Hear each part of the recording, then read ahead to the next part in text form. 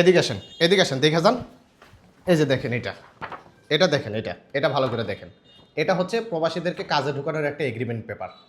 এখানে কি লেখা আছে জানেন? এখানে লেখা আছে আমি মোহাম্মদ তৌফিক এলাই, আমার পিতার নামে এটা, মাতার নামে এটা, আমার জন্মসাল হচ্ছে এটা, ইকামা নাম্বার, পাসপোর্ট নাম্বার, ডিটেলস আমার লেখা থাকবে।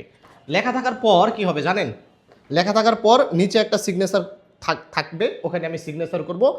আমি একটা কোম্পানির মাধ্যমে এগ্রিমেন্ট করে কাজ নিচ্ছি, তাদেরকে 1500 রিয়াল দিচ্ছি। 1500 রিয়াল দেওয়ার পর তারা আমাদেরকে একটা কাজে পাঠাচ্ছে। কাজে পাঠানোর পর ওখানে আমি কাজ করতেছি। এখন 1 মাস পরে বেতন পাবো কি পাবো না এটার কোনো গ্যারান্টি আছে? আমার ওই কাজটা ভালো লাগবে কি লাগবে না এটার কোনো গ্যারান্টি আছে? আমি গেলাম, এগ্রিমেন্টে সাইন করলাম, সব কিছু করলাম, তাদেরকে 1500 রিয়াল দিলাম। 15 দিন পর কাফলা হওয়ার কথা, তারা কি কাফলা করতে পারবে কি পারবে না কোনো গ্যারান্টি আছে? এগ্রিমেন্ট দেখিয়ে কাজে চলে যেতেছি, এতটুকুই প্রমাণ। আপনি এগ্রিমেন্ট পেপার দিয়ে কী করতে পারবেন? এখানে বাংলাতে লেখা আছে, আপনি তাদেরকে কি করতে পারবেন? কিছু করতে পারবেন? ধরেন 15 দিন পর আপনার কাফলা হলো না, 1 মাস পর আপনাকে বেতন দিল না, আপনি তাদের কাছে কল করতেছেন, ফোন করতেছেন, তারা ফোন উঠাচ্ছে ঠিক আছে, কিন্তু তাদেরকে আপনি কি করতে পারবেন এই এগ্রিমেন্ট পেপার দিয়ে? কোনো কিছু করতে পারবেন? কোনো কিছু করতে পারবেন না। যদি কেউ করে থাকেন পারলে আমাকে প্রমাণ দেখেন যে ভাই এগ্রিমেন্ট সহকারে কাজে গেছিলাম, কথা কাজে ঠিক হয়নি, পরবর্তী তাদেরকে ধরছি। কেউ যদি করতে পারেন কোনো কিছু প্রমাণ দেখেন, কিচ্ছু করতে পারবেন না। এরপরও আমরা সেই জায়গাতে গিয়ে এগ্রিমেন্টে সাইন করে আমরা কাজের ঢুকতেছি। এত এত মানুষ প্রতারণার শিকার হচ্ছে, এরপরও আমরা তাদের খপ্পরেই পড়তেছি। সৌদি আরবে এই কাজে ঢুকানোর দালালের অভাব নেই। তাদের একটাই রুলস, লোক রিসিভ করার আগে টাকা দিতে হবে। যদি লোক রিসিভ করার আগে টাকা না দেন কাজ হবে না, জীবনও কাজ দিতে পারবে না, দিবেও না। আগে টাকা তার হাতে দিবেন, তারপর আপনাকে কাজের জায়গাতে নিয়ে যাবে। এখন কাজের জায়গাতে যাওয়ার পর একদিন পরে কাজ ভালো লাগে নাই চলে আসছেন, এই টাকা কেউ তুলতে পারবেন না। যদি তুলতে পারেন আমাকে বললেন, দেবে না।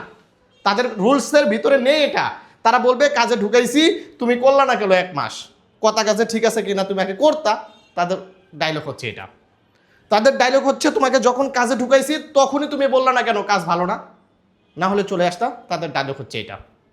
তাই প্রবাসী ভাইদের প্রতি অনুরোধ, ভাই নিজেরা একটু ট্রাই করেন না, নিজেরা একটু ট্রাই করেন, কাজ খোঁজেন। বাঙালি মার্কেটে যান, বিভিন্ন বুফিয়াতে বাঙালিদের বুফি আছে, সেখানে যান, লোকজন লাগে কিনা দেখেন।